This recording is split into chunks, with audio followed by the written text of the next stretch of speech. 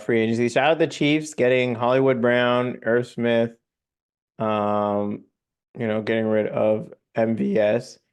Be interesting to see next year. I think we should try to get Mike Williams. I know he's banged up a lot, but So I don't what's your know. receiver wish list right now? I'm trying to remember who was Odell, there was someone big who was released. there was Odell Odell was released, rumors. yeah. I want Odell. Definitely Odell. Oh, you do want Odell. Yeah. There are people saying though that maybe because of the fact that Taylor Swift is dating Travis Kelce and Oh Kim my K is dating gosh. Odell, can they be in the same room? Would that work? Too much star power. You know, is Also, there some beef? shout out to Calvin Ridley. We know you put the bet down, man. Plus Did 1300 you see against those the Titans. conspiracies? We know you did. It's okay, bro. Hey, I mean, look, that's you got paid. obviously it. Like, come on. Hey, like Will Levis is the reason you're going there when you could be playing with Kirk Cousins? Yeah. Okay, so Okay. Ellen does this game where she does like a would you rather where it's like you just would you rather the Yeah. guy and then you just keep going. So I guess we can do would you rather receiver Mike Williams. Would you rather him or Odell? It's close. It's close. I don't know. Mike Williams has been more consistent the last couple of years. We know that three-finger catch, obviously, but when you look at the stats that Mike Williams can put up when he's healthy, it's great. And Odell did get injured in the Super Bowl last time he was in the Super Bowl. So, but with this team, it's boom or bust. So Could Rasheed Rice I, do the Odell thing? yeah, that's the thing. But could Rasheed Rice do the Mike Williams thing and be the consistent guy? So that's where I'd go with Odell. Oh, you would take Odell. Yeah, I mean, here, let me see Mike Williams' stats the last couple of years. So yeah, last year he played only 3 games. He's kind of been in and out. Yeah, he's been dipping down. I mean, 2022, he only had 895 yards, 4 touchdowns. Um, After that huge 2021 year, that was a headache. He was such a headache Mm. that year. Um, so yeah, I guess I'd take Odell. Odell or DJ Chark? Yeah, still Odell. Odell. Okay. Odell or this is the guy that just got released. Odell or Michael Oh. Thomas? Slant God? Mm, I'm The a big fan upside of the swing? slant god. Oh, you're a I'm a big closeted. fan Are of you a closeted Michael him. I Thomas guy? do. Public Michael Thomas guy? I am a big Michael. You remember when, what was it, 2, 3 years ago when he was putting up insane numbers like Jerry Rice level? And I was talking about him potentially being the greatest wide receiver of all time. Yeah, I think that was the 19 season. Yeah. No, I remember that year. That was, Was that was 5 seasons ago now? yeah, At least this he upcoming is. season. He was first team All So let Pro in me 18 see. and 19. Odell is 31. Michael Thomas. How old is Michael Thomas? Michael Thomas is also 31. 31. Um, Last year was bad. It was straight up horrible for him. I mean, better than his 22 season. 171. Let's see. Targets. He did yards per, wait, what's Y per R? Y per reception, I guess. I mean, his Yeah. yards per reception never really went down. No, it's been pretty consistent his whole So career. yeah, so you know what? I'd take Michael Thomas. I think Ooh. Rasheed, we need a possession catcher. I think Rasheed Rice and usually we have some fast guys on our team, Hollywood Brown now. So we have some deep threats. I think Rasheed Rice, he's had a lot of drops. So we need a wide receiver we know who's gonna catch. And yeah, I mean he's been, he hasn't, it's been up and down, but yeah, I do really like that yards per reception, like kind of per 36 number. Hmm. Would you rather Michael Thomas or Josh Reynolds? Kind of low key Michael Michael Thomas. Thomas that plays. Okay. Michael Thomas or Josh Reynolds had those 2 horrible drops. Yeah, that's true. Lions playoff game. Yeah, it's not a good scene for him, right? Not a good look. Unfortunately, too, because it was such a good season for him. He really played. And they had Jameson Yeah. Williams too lingering. He definitely could have, swooped in and taken that Yeah. number 2 I'm role. excited for him this next year. Yeah, I mean, he probably definitely will. But Michael Thomas or Hunter Renfro? Hunter Renfro, didn't he just get cut? Yeah. Yeah, I'm taking Michael Thomas. Okay. Michael Thomas or Tyler Boyd? Yeah, still Thomas. Can you? Oh, really? So Michael Thomas is your number 1 wide receiver then that you won on free agency? I guess, yeah. I mean, he actually catches the ball. Is he a deep threat? No, but we have wide receivers to do that. And we need a possession receiver whose name is not Kelsey. Allen Robinson, Michael Gallup. Those are like the only other big names. Matthew Slater for the special. Laviska Shenault. All right.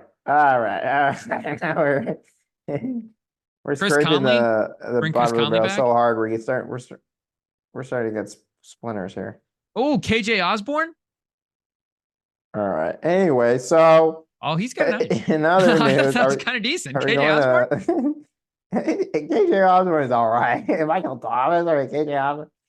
Not a real How many? combo. What's the games? How many? Who has more yards the last couple of seasons?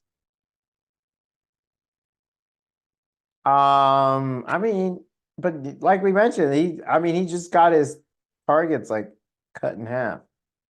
He went from 185 in 2019 to 55, and now he was out a lot of games, but 55 in 2020, and then he had 22 targets in 2022. He only played 3 games, and then last year he had 64 targets.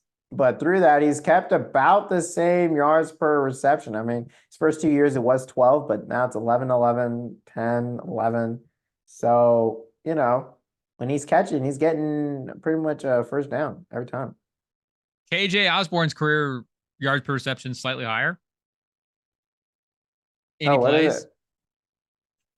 Actually, I think looking at it now, it's the same. I thought it was 1 higher, but it's exactly the same. But 1,800 yards the last couple of seasons, 15 touchdowns. But I can still see why you want to take a swing. Yeah. Yeah, and we want the polished product, We're trying to get the end product here. We're trying to win this year. And KJ Osborne is good for the next couple of years, but if we're trying to get this three-peat, then Thomas is who you want this year. Are you worried that because you got Marquise Brown now, you're not going to take a receiver with that first-round pick? Is a receiver with your first-round pick your number 1 wish right now? Yes, very much so. We need a receiver.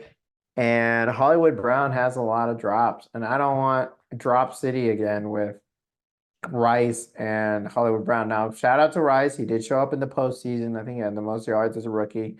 Also virtue of playing max number of games probably helps. But actually being on a winning team as a rookie. He's still, yeah, exactly. But he's still, that's still showing up and won us the Super Bowl. So, it counts for something. But yeah, we need a wide receiver, a legit one. I know I was going to say wide receiver position in general, but specifically Xavier Worthy, who I know you were eyeballing. He broke the 40-yard dash time and kind of does the similar thing as Marquise Brown. So I feel like you have that role taken care of now. I feel like if you're going to take a receiver, at least I'm worried he'll just be John Ross again. Marquise Brown or Worthy? No, Worthy. He's just super John fast, Ross but he can't catch anything. But John Ross was like the number 9 pick. Yeah, and he had that crazy 40 time, and then he came in the league and he was fast, but he just dropped a lot. Exactly. And so if you're going to take Xavier Worthy, he's going to be like 32. He's not going to go 9. Yeah.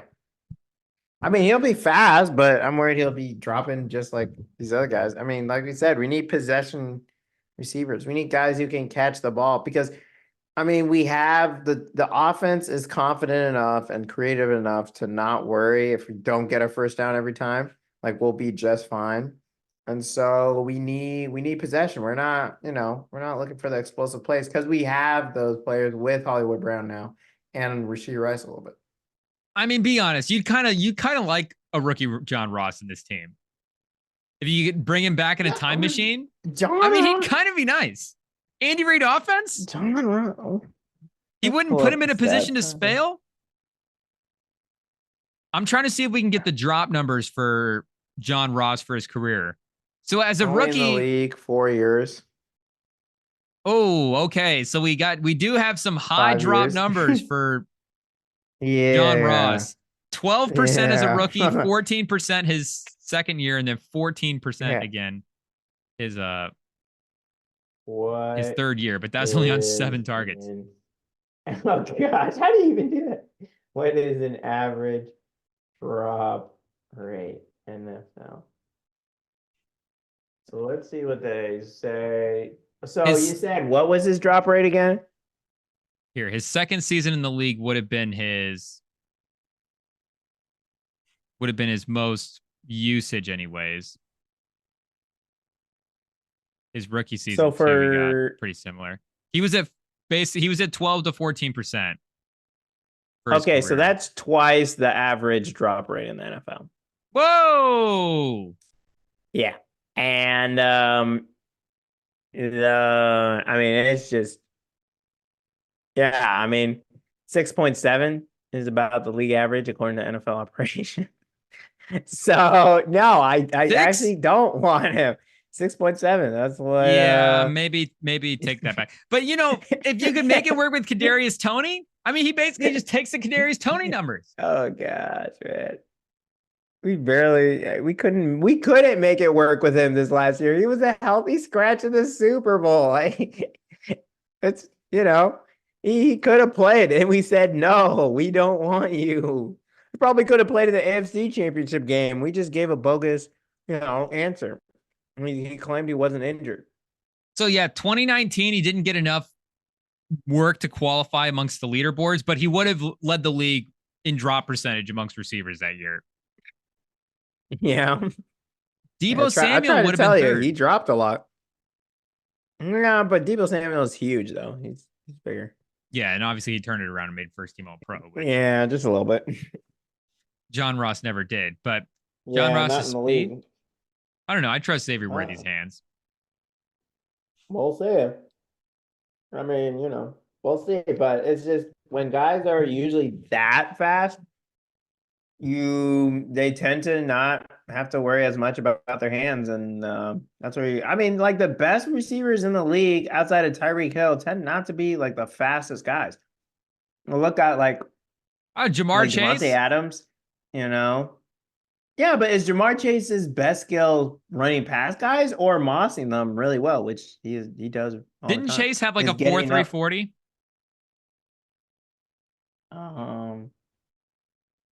Let me see. Jamar Chase's 40 4.38.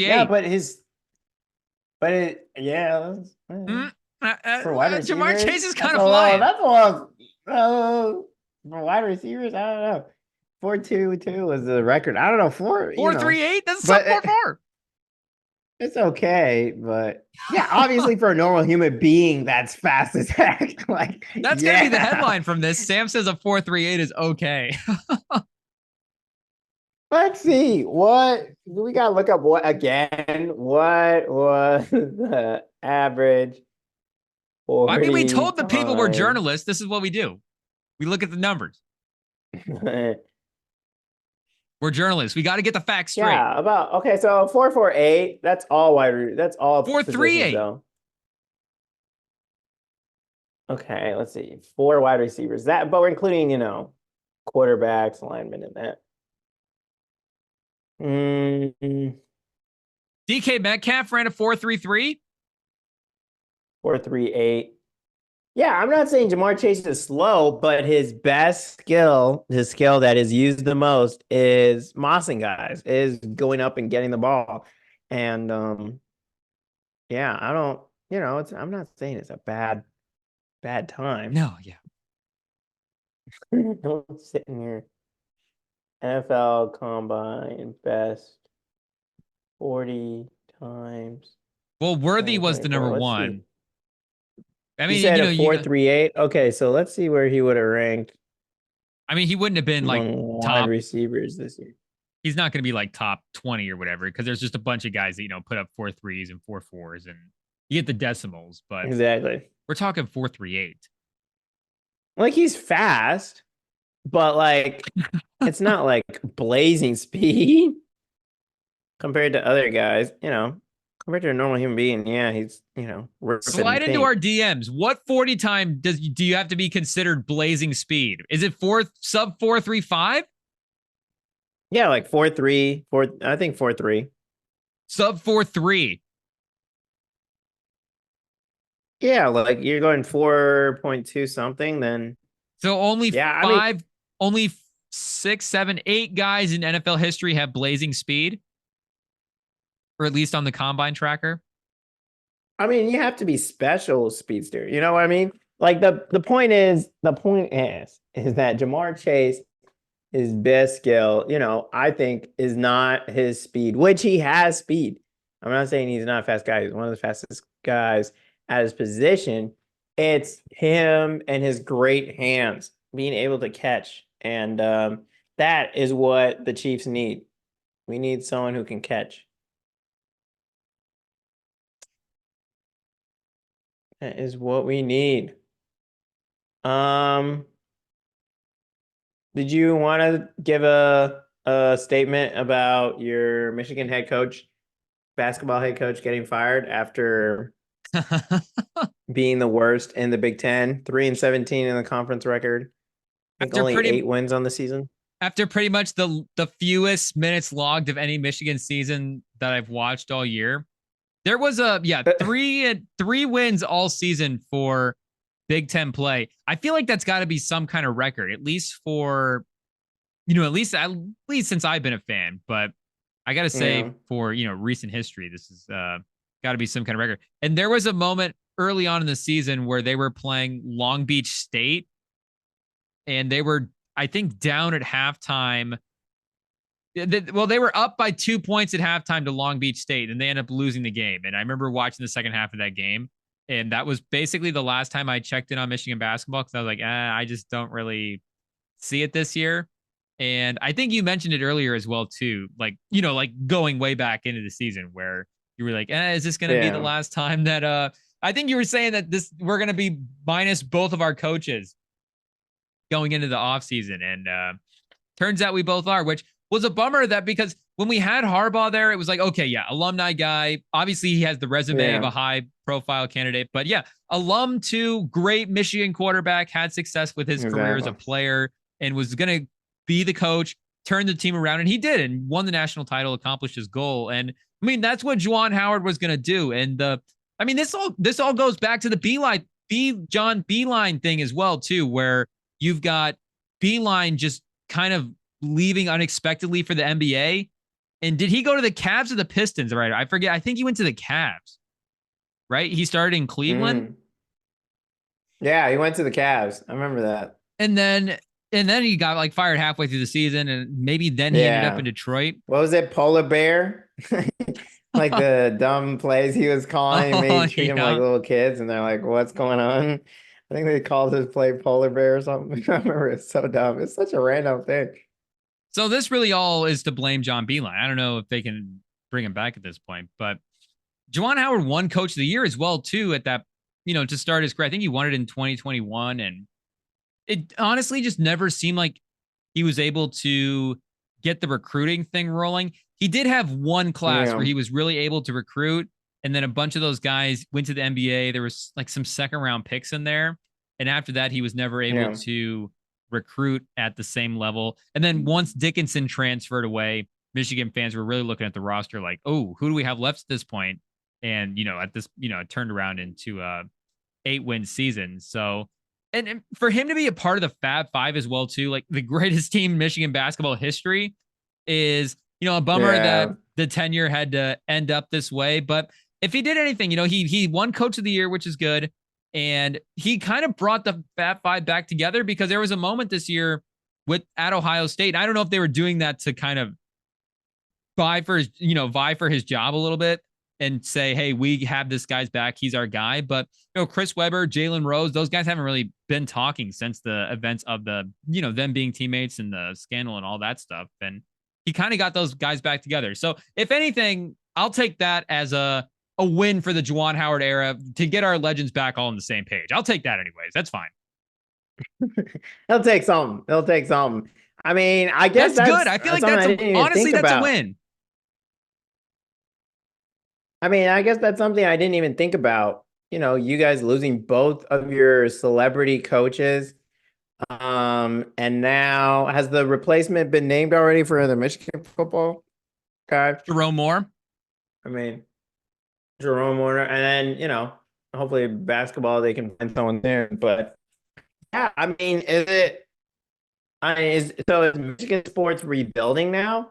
You know, how likely, you know, now losing, McCarthy, didn't Corum leave too? So Yeah. losing building blocks on both teams. I mean, is it Michigan sports back to rebuilding? You know, the encouraging thing was when they hired Jerome Moore, like when Alabama hired Kalen DeBoer, a lot of the guys transferred out of there. And that's nothing against Kalen DeBoer. A lot of that was because, you know, Nick Saban recruited those guys. And now that circumstances has changed, and now that because the transfer portal is so open as well, too, it's like, okay, well, now that, you know, Saban, my first option is gone.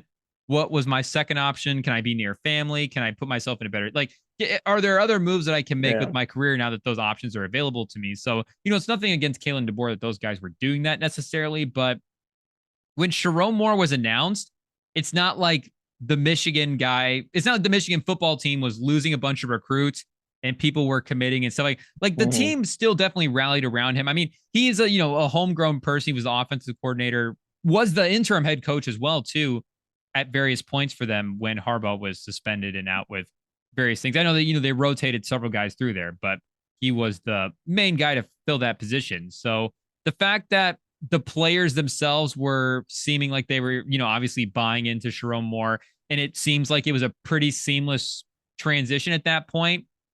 I have been very encouraged that, and yeah, it's Michigan. We have the money, we have the spending power. It's not like we've ever lost a coach before. Like, you know, you do have to replace these guys at some point. And I think to be in the position where we had more as a candidate lined up, and for him to get experience as well too in the previous season, for the guys to build that confidence around him, for them to see him have success, and he's passionate about the program. I really am very happy with that hire, and really happy with the direction that I think he can set us in post Harbaugh. And I think, you know, them winning that hire, I've liked all the hires.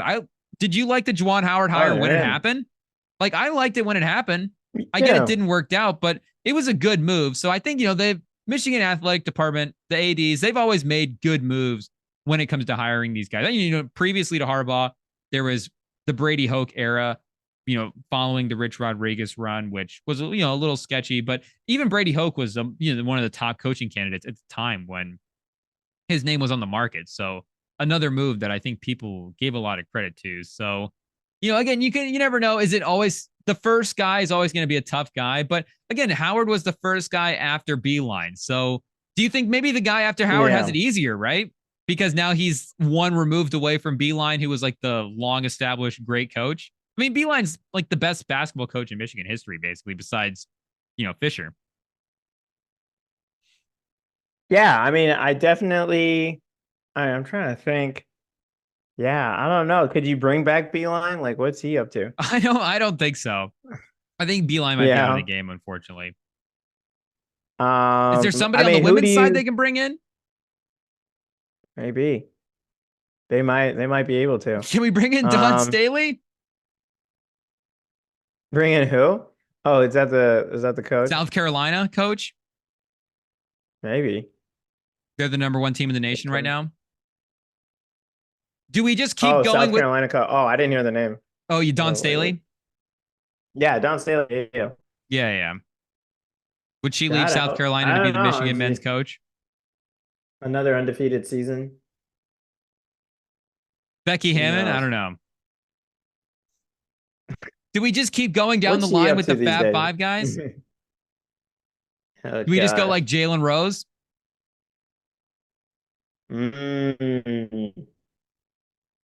That's funny. Do you think it was the slap what turned it around? Is that when it all ended? When he slapped the Wisconsin coach? I think you might be right, honestly. Yeah. I think that's kind of where it was like, oh, this may not be, he may not be around much longer. I don't know. Yeah, I don't really know what changed in that moment, but again, the Yeah. recruiting thing I think is the main thing that fell off. But that moment Yeah. was No, definitely I one of the definitely, oddest. yeah. No, it was definitely, it was up there. It was definitely up there. Um, It seems like there's some Nate Oat rumors. Chris Collins from Northwestern. I don't know. I'm honestly not like overwhelmed by the names that are potential candidates. yeah. So it'll be interesting to see where they end up going. Again, like maybe I don't know, maybe like some NBA assistant or something. That is what they did with Howard. Howard was an NBA assistant when he hired him. When they hired him, he was working for the Miami Heat at that point. So maybe they end up going that route. A lot of the names I've been seeing are obviously college guys to go in and take that spot. But again, shout out to Juwan Howard. Like I have no hard feelings for the Michigan run. It was, a 5-year run. He had success at the beginning. I think, they got out early enough where it's not like there's like any like damage done. And he's still a Michigan legend. Yeah. Like he was a experienced coach. He was a hot name when he was on the market. He was an alumni, and I think it was the right thing to do to bring him in at that time. But I mean, he'll just go back into the NBA, be an NBA assistant or something. Get back into the circle. Yeah, I don't know. Back into the Maybe cycle. get back on a bench. Maybe he just Yeah, stays in we'll see college. if Maybe he goes they to some lesser school. maybe. I don't know. I'm not sure. Well, we'll see. We'll definitely keep an eye on it. Um, what he'll be up to. Because yeah, I mean he'll be in the news no matter what. If he moves to another team. Um, but yeah, no, I'm a little sad to see him leave because I mean the sport desperately needs some superstar. Need some in the coaching side. Mm. Um NBA awards bubble watch. So the league, it is winding down. What do we have? Do we have less than 20 games, I think? I think most teams are 15, 16 games left at this point. So yeah, we're Yeah. definitely under the 20-point game mark or under the 20 game mark at this point. Yeah, and so I guess it is awards time, starting to think about awards. And your boy Wemby was in the conversation. I don't know, with Rita Gobert. That's kind of funny. The two teammates Mm. um, competing for it. It looks like Jokic is getting a pretty stronghold on the MVP as well as the Nuggets are 10-1 in their last 11. And hunting for that number one spot. They're on a 4-game winning streak.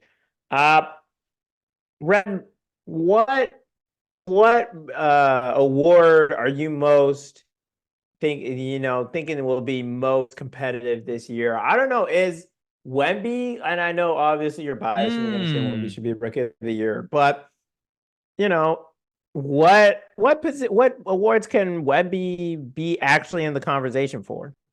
I think you're right. We'll give you a chance to love on your mans.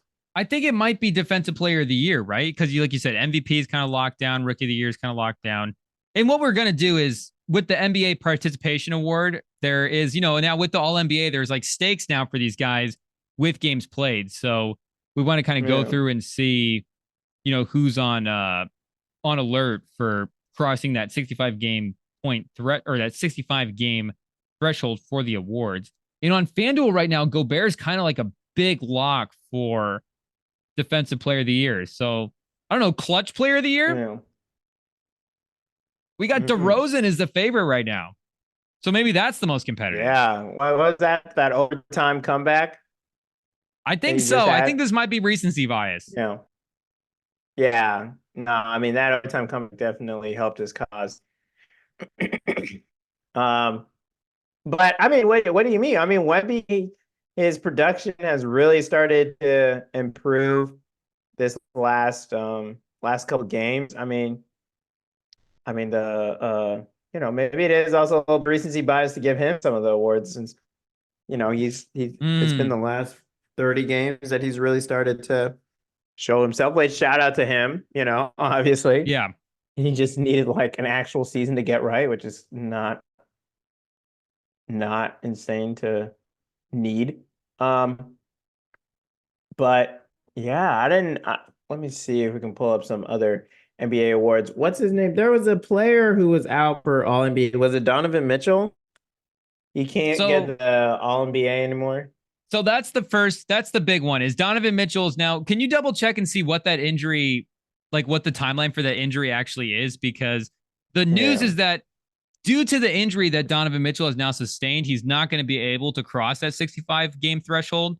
So he's going to be ineligible for all NBA awards. And I think Donovan yeah, Mitchell was probably going to get on it as well, too, because especially with the Cavs, with the second half of the season, have really kicked it up a little bit and have are now third in the East. I think a guy from that roster would probably be Donovan Mitchell would be that guy to get awarded yeah. for the success of that team. But now he's not going to get to that mark. But we've also seen Embiid go down as well too. Embiid was going to like win the Mhm. MVP of the league again, and now he's not even going to be on All NBA. He's only at 34 games played. So there's really like no way he can even, there's really no case for him to Yeah. be on. He just missed the whole season. So you've got Donovan Mitchell now out as well. You've got four other guys too that are kind of on the bubble right now. Jimmy Butler's at 46 games played. And we know Jimmy Who? Butler doesn't really take care, like he doesn't really, worry about the regular Yeah. season as much as he does as the playoffs. We get that playoff Jimmy is a thing. And like he's behind Donovan Mitchell right now. So he's obviously not going to get to that all NBA level threshold. But do you think Yeah. like is Jimmy Butler's definitely a Hall of Famer, right? He's Hall of Fame Yeah. lock at this point. Okay. No question. And Yeah, I think especially once he gets a ring, but yeah, just what he's done to drag teams. two finals appearances. Because that's the big thing. It's like, did Yeah. he need a all NBA or more? Did he need a couple more to like boost the resume? But the Hall of Fame monitors got him at 73% as well, too. So it seems like he's pretty locked from a resume standpoint. Porzingis is at 46 games played. And I feel like he Mm, probably he sneaks on to like third team all NBA, right? Especially with Embiid out. And the Celtics are the best team in the league.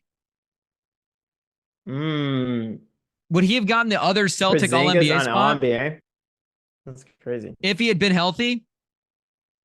Oh, Porzingis? Yeah, I don't know. Is he out?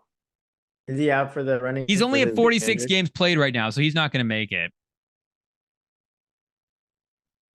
Oh, he's not. Oh, yeah. Yeah. Oh, he's only at 46 games played. Oh, but he's out. Okay, because I was like Jimmy Butler's also. You said he's at 46. Yeah, but Um, there's not enough games left yet either way. yeah. Um, yeah, I don't know. I think it's one of yeah, it's interesting because I think that Porzingis, what he does for the team is just, I mean, it's kind of game breaking when you watch it sometimes in terms of they can't have a small person at all on the full floor.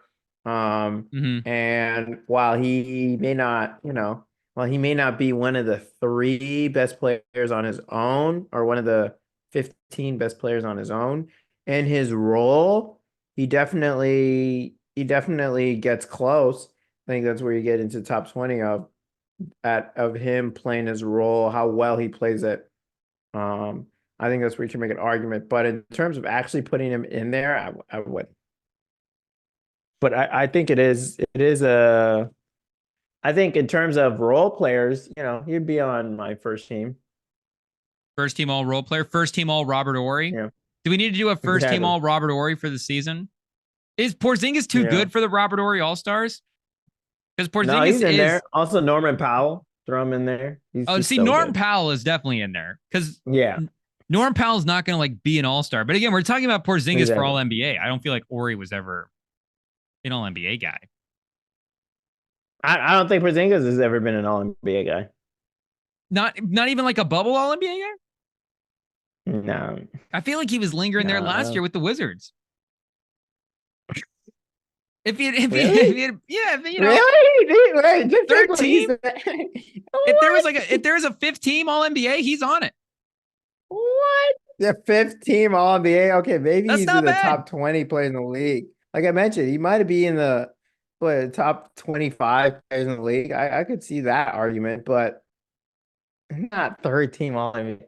Oh my gosh, Plus, you have to take that's into account hilarious. the other guys that are hurt as well too, as for this year. So it's not just Porzingis. Again, it's straight up a top 15 guy in the league. But Yeah, have you watched him recently without Porzingis? And again, it goes back to the Jaylen Brown thing, where I feel like yeah, Porzingis not being out there has kind of opened up Jaylen Brown in a little bit extra, where he's taken his game up a little bit too post All-Star break. But without yeah. Porzingis, I forget who they played the other night. They played the Suns the other night, and again, no Mm, Porzingis, but they were kind of that. Like the last couple of seasons we've seen from the Celtics, it was Tatum and Brown and White and Horford, and they had Drew Holiday out there as well too. The extra additive defensive guard, and just this other level of Jaylen Brown. Like I know, you already said, Porzingis is a borderline All NBA guy, but like, what did you make of his importance for a team with that performance? Is it like less a little bit because like, is it just the Celtics are all so good and Porzingis? Oh yeah, of course he's thriving because his Celtics team is so good, or is what he does actually like very valuable to this team making a finals run? Like, or is it still just going to be like, hey, this is Tatum and Brown and that's what it is? No, they're gonna have to include Porzingis because he is what Mm, sets them that one bit ahead from last year's team.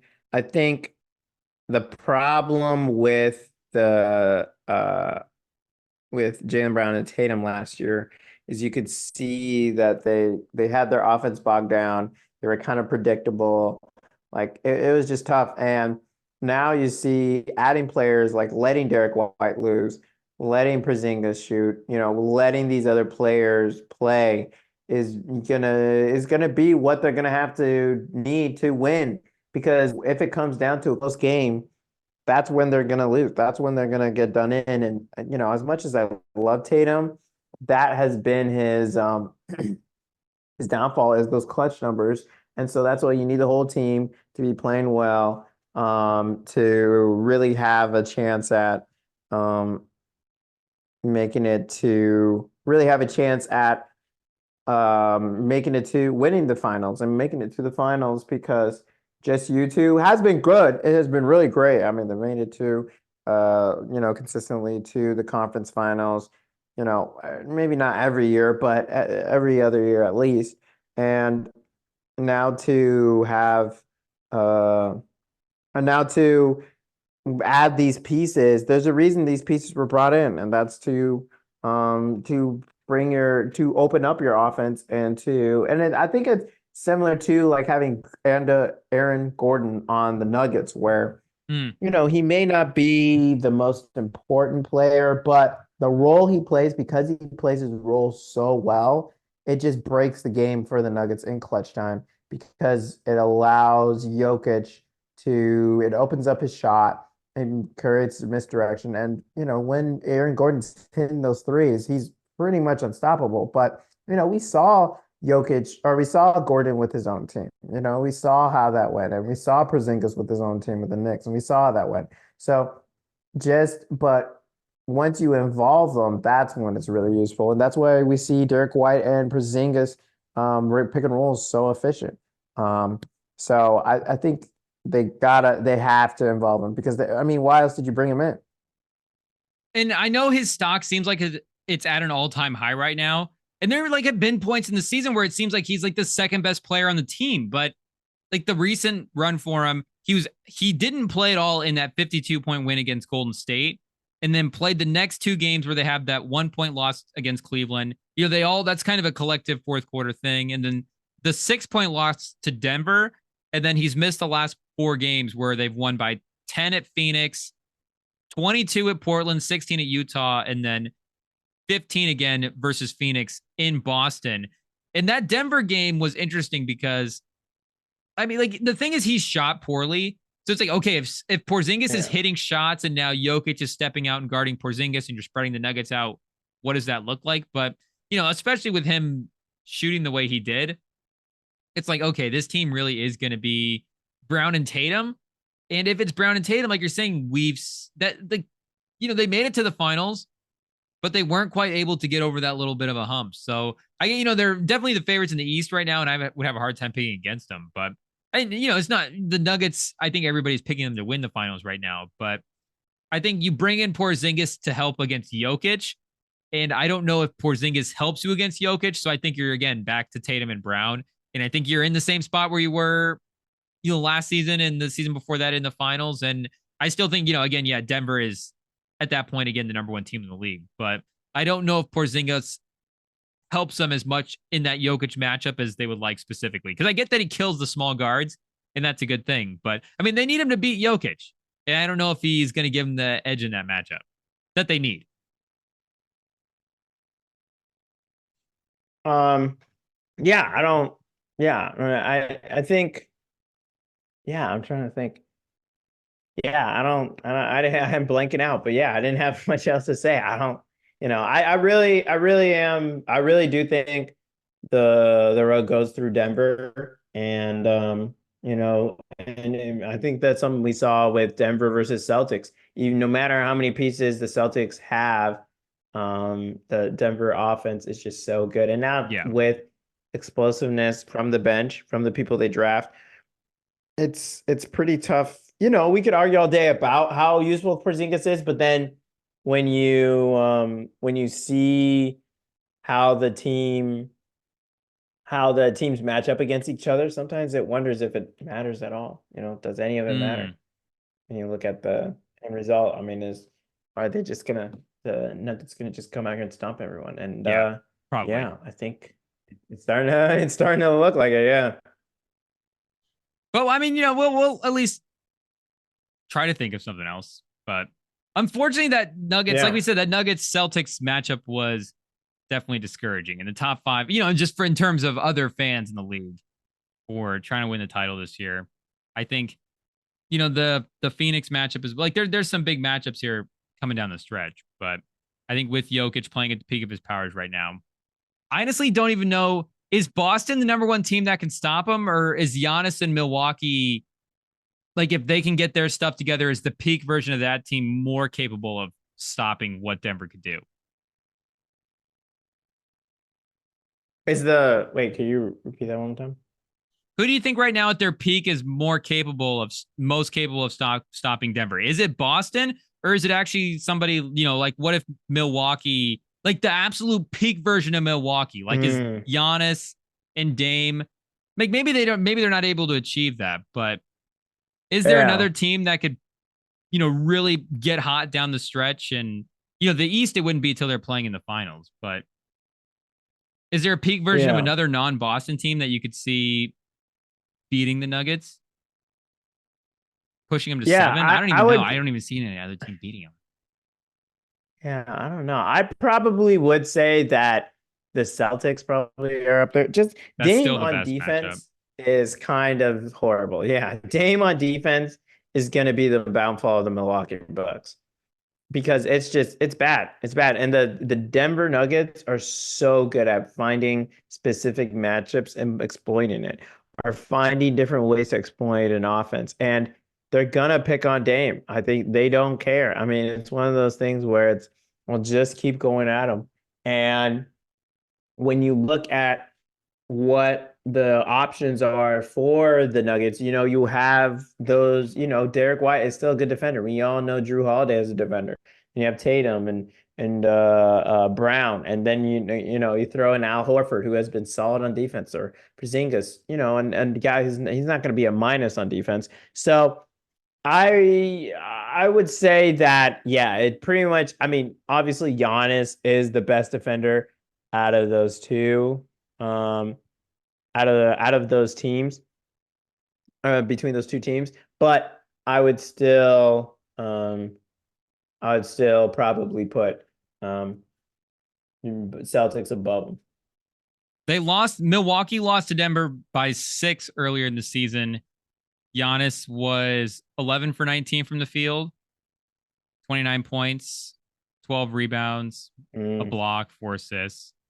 So I still think a peak version of that team's pretty scary. And I do think that the Thunder, if they play in the playoffs, would push them to 7. I really do think they will. Obviously they're not going to be able to contain Jokic, but Shea at this point, I think would be able to give him enough problems to go in there. If the Thunder have Gafford, if they had Gafford, would you consider picking him against the Nuggets? Gafford? Almost broke Will Chamberlain's record, Gafford. Yeah, I know. I saw that. That's what I was about to mention. He almost broke the record. Field goals made record, not the Chicks record. Yeah. That might be the most unbreakable NBA record that nobody talks about. Yeah. Will Chamberlain's nightlife. That doesn't count free throws, right? The field goals made? No, I think it was just actual field goals. Yeah. Like 2-pointers, 3-pointers. I guess, yeah, just 2-pointers for Will, but and just 2 pointers for Gafford. But yeah, just field goals, no free throws. Yeah. No, I think I'd put I mean, Gafford would be good anywhere, honestly. I think he's really a championship role player when you look at what he does on Robert defense. Horry All-Star. Yeah, exactly. So, yeah, I mean, if I'm a team, I'll take Daniel Gafford, I'd take him. Who was our other Horry All-Star? Porzingis. Porzingis and Gafford? It's forming up. That's it. Yeah, exactly. Good front line. Aaron Gordon. Ooh, it's a big team. Yeah. And did you see the way his streak ended too? Like, come on, bro. Like, at least, you couldn't have passed it. You couldn't have. So if he had made that bucket, like, did the streak end on the tip? Did they count the first tip as a shot? He missed like a layup there as well too. So it doesn't matter if he had, if they counted the tip or not, because he ends up missing the next shot. But like, if he makes that would be even worse. That would have been 34. I know. I just wonder which one they got it on. If they got him on the tip in, or if I guess they obviously got him on the miss, but I don't know if he missed 2 shots there or not. There's a chance because he made like a nice little hook shot earlier in the game too. So it's not like he was being careful about it. He was actually playing the game and just going out there and doing his job. But which you got to give him credit for. I probably would have been a little more inclined to just go for the record. But hey, especially without Luka, just go up for dunks. Yeah, just dunks only. Yeah, breakaway dunks. I don't care. Like 2 or 3 more shots. Like, come on. Yeah, it's 3 buckets, guys. 1 game in the season. I'm going for an NBA record here. I'm Daniel Gafford. Okay, like, come on. Let's see here. What else do we got? What's this best brothers belt? Are we talking about like Kelsey brothers, different brothers? Man, yeah, you know where I'm going with this. Do we have time for this? I don't know. We can save it for next week. Time for the brothers belt? I don't know what else we have. What else you wanted to talk about? But maybe the corners. Do we just want to go to the corners? Because I feel like if we got to do the brothers, we got to hand out the brothers belt with respect. And I mentioned this earlier too, when I was talking about the Jason Kelce retirement a couple episodes ago. But the brothers belt is vacant now for active sports guys or whatever. So it just needs handed out. So we got to do it at some point. Yeah. Maybe not today. We'll get IT on it. Well, yeah, we'll get IT on it. Plus, we got to get the belt. We got to get the belt sent. We got to get the Kelce brothers to actually physically return the belt to us so we can send it to the next winner. Yeah. So there's really no use for us to hand it out today anyways. We actually don't have the belt back yet. But Did you watch the retirement speech? I watched a little bit of it. Yeah. It seems like they really know how to work a camera now. How long did it go for? What was the full length of it? Because the video I clicked on was 40-minute video. 20 minutes. Okay, yeah, I was like, this is way too long. Almost crazy. Maybe it could have been that long. I probably should have watched it. I don't know how I watched the State of the Union and not the Kelce speech. Yeah. One might have, affect a couple more things than Yeah, well, one was Philly more fans' one was more feelings. encouraging though. So, yeah, What actually made me feel good? that's but yeah, we do have piercing truth. Speaking of politics, Sports. Yeah, we're speaking of politics. Sports and politics popping off. I think we talked about it a little bit earlier, but Aaron Rodgers, I guess being a quarterback for the NFL isn't paying enough because he's looking to be a vice president. how much does the vice president make? The president makes like 400K. The vice president can't make more than that. Well, there's all the name recognition, The speaking engagement price you can set for being the vice president. Okay, guess what the vice president's salary is? Oh no, wait, this is the vice president of a corporation. 200,000. I want the US vice president. No, the number I got was 78K. It was like the vice. I think it was like the vice president of like Raising Cane's. Yeah, all right. Okay, what did you say it was? I think 300K somewhere there. Okay, the number I'm seeing is 284. So yeah, you're pretty close. Oh, 284. Okay. I think Rodgers is making over 30 mil in the NFL right now. So yeah, you definitely have to write a book or something afterward to make up for it. But make up for not making that money. Yeah, I don't, especially with the NFL and like how they can incentivize all those contracts and make it like player based or playing based. Would you vote? Oh yeah, I guess we were talking about it. I saw a little bit of Curry talking about how he wants to be to go into politics. I know. I saw the post, but I haven't actually seen the clip of him actually saying it. But apparently Steph said he would be open to running for president, which I don't know. Do you think he's been like approached about entering politics? Maybe. I mean, that's why. Or do you think it's just, do you think it's just something that he's just like, hey, I should get involved in this? No, I think he's definitely bringing it up. I mean, I think it's brought up to him. He's talked about it. Yeah, I don't know. Maybe thinking about it, throwing out feelers, seeing how people feel.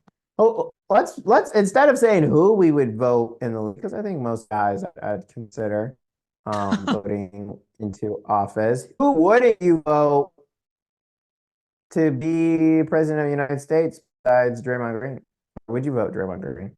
Oh, Sam doesn't want Draymond Green. Steph Curry for president. Can't imagine why. Us here. Oh, come on, IT.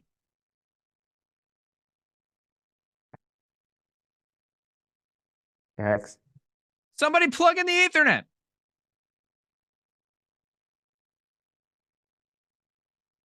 Is that the deep state getting involved? Maybe Steph hasn't been. Maybe they don't want Steph. They said kill it. Who knows? I'll go watch it myself and see what he actually says about it. But I feel like, okay, you're not going to vote for Pat Bev. Yeah, no Pat Bev. President Pat Bev? No. Dylan Brooks? Dylan Brooks is Canadian. He can't even run. Yeah, he can't even go. Can Tim Duncan run? U.S. Virgin Islands? KD? You think KD would use the Pentagon to like attack his trolls? He would use like all the whatever kind of access the government has to our phones. Kevin Durant is always listening. Yeah. Just blows up their phones. He just has a drone missile. Just hit someone out of the sky for like, oh my gosh, Curry carried this loser to all his rings. Just blows up. That is true. I would like to hear what President KD has to say in a debate before I would potentially put a vote down for him. I would like to hear him lined up against a couple other candidates. President Dame Lillard? Dame. Cooper Flag? He's in the league. Oh, Cooper Flag might get a unanimous vote. People love Cooper Flag. I know. Maine too. You can say Maine. That state doesn't get enough love. Does Wemby have enough sway yet to just change the law? national constitutional law. How were you able to bring Wemby into this? We kind of owe it to the French to at least have one president. They basically won us our country in the Revolutionary War. So, No, we saved their butts twice. That's true. Maybe it cancels out. So I think we kind of helped them out. I think we've done our dues. President help them out. President Kyrie, I feel like would have a hard time gathering some support. I don't know. Maybe he'd have a good time gathering support. I don't know. He's kind of off the wall, President Brunson? Something different. Can Jalen Brunson run? I'm in. 4-year guy? I think Brunson could. Yeah. I feel like he's a smart kid. You think Anthony Edwards could be serious enough to... Ooh, President Anthony Edwards. Yeah, he's American born. President Tatum? Does President Tatum rally voters? He's always looking fresh, I'll tell you that. Does he drive voter turnout? He's got that good appearance. You won't catch him lacking, I'll tell you that. D'Angelo Russell definitely throws his name in the ring. Yeah. Who's the worst player that would run for president? So? I feel like Pat Bev is a decent guess. Grant Williams. Probably. Is he American? Oh my god. He's definitely American. He's not like Canadian. Yeah, he's definitely American. Oh. Well, no, wait. I think he was. Oh no, I'm thinking of Dylan Brooks again. I was gonna say he was on the Canadian national team, but yeah, I'm trying Dylan Brooks. President Grant Williams. Yeah, the Grant Ball brothers. Probably. Oh yeah, Tennessee. Yeah, who Grant Williams? Yeah, played for Tennessee too. I don't know. Yeah, I did always wonder about that Tennessee team. I was like, what the heck's going on? And they had Admiral too. Admiral something. Schofield? Yeah. That's true. That was a feisty team. Yeah, that was like big guess. It's like, what's going on here? Interesting run. Do you think RFK will consider Steph now that Steph is throwing his name in the ring? Is RFK just doing his own party? Because yeah, I think he's independent. The 2 million seats are taken up. He's doing independent. Poor guy. Is he on your radar at all? RFK, shout out. I mean, of course, there's that one ad, but that was on everyone's radar. Do you want to do like a Sam voter ranking right now? Serious. Who's number one in Sam's polls? Well, why don't you go first? Yeah. Tell us who's number one. I haven't made up my mind yet. I got until November. I have to make up my mind yet. Yeah.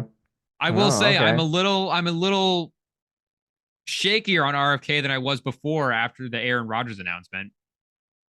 Again, if Curry is sitting there as a potential politician and you're going to take Rodgers, like Rodgers is a person, you guys, if you're people out there, you do what you want. You don't hurt other people. You're a fine guy. Like Rodgers is a fine guy. I just, if he's going to be making political decisions, there seems like there's some stuff that he could have views where more people are aligned with him if you're going to be, running the country at such a high level. Again, it's the vice president as well, too. But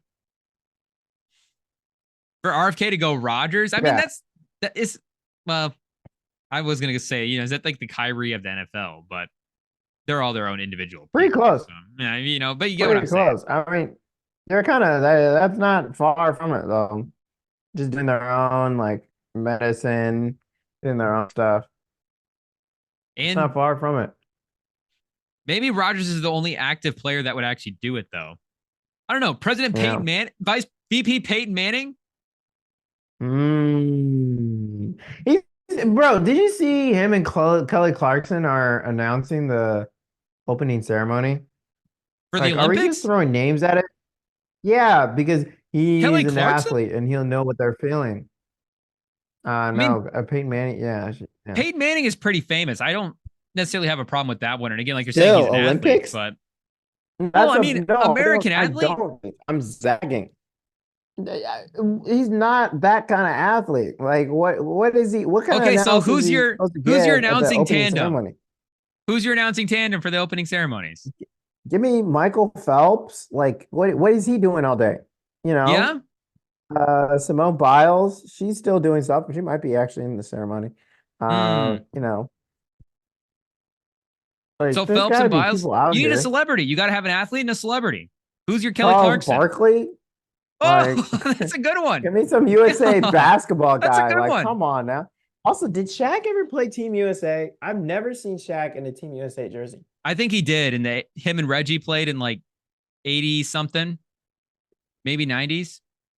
I think they were in college. I don't know if he ever played when he was in the NBA, but I think there was one Team USA run for him there. I don't know if IT wants to double check that, but Michael Jordan and Charles Barkley announcing the opening games. Michael Jordan. You're telling me Michael Jordan wouldn't take more money right now? But no, we got Peyton Manning, an NFL quarterback who's never played at an Olympic level. And, of course, NFL is high too, but you know my point. And Kelly Clarkson, not an athlete. Like, what? I mean, I get you get her for the musician, the performance side of gas. We'll give her that. But Kelly Clarkson makes definitely a lot more sense than freaking what's his face? Peyton Manning. Whoa, that might be the biggest zag. You think Kelly Clarkson makes more sense? Yeah, I mean, at least you can say she's a musician. She's a singer. She's a performer. Was a singer. Was a performer. Not active. She's a talk show host. Yeah, a daytime talk show host. But it's like the color and analyst. What about Oprah? Charles Barkley and Oprah. Charles Barkley and Michelle Obama. Oh my gosh. Barack and Michelle Obama. Why not just have the Obamas announce the opening for the Olympics? Obama for the Olympics. Yeah, Shaq on Team USA is kind of scary. I ain't gonna lie. Do you have a year? Did you find a year? Was it 87? No, but I am watching some highlights. Of Shaq on Team USA? Yeah, he was in 1994 World Cup. Oh, the World Cup. That's what it was. Yeah, not the Olympics. He was on the World Cup. Yeah, because I'm like, I've never seen him in the Olympics. There's some 96 stuff here. I don't know. He was scary. It was a war crime. I mean, Sandy Shaq in his prime. Like, let's see who else was on this 94 team, because we got Shaq. I think we've got. Do we got a later stage Dumars? Along with Reggie Miller, potentially. Yeah, I guess this was back when Kevin they were Johnson? College players. Imagine how freaking like arrogant that is. How we sent college players. Well, that was the rules, though, like, right? We couldn't send pro players until 92. Yeah. And they're like, we don't care so much that we can just send college players and we don't care. I mean, that's why the Dream Team was a big deal. Dan Marley, Mark Price. Okay. Kind of a nice team.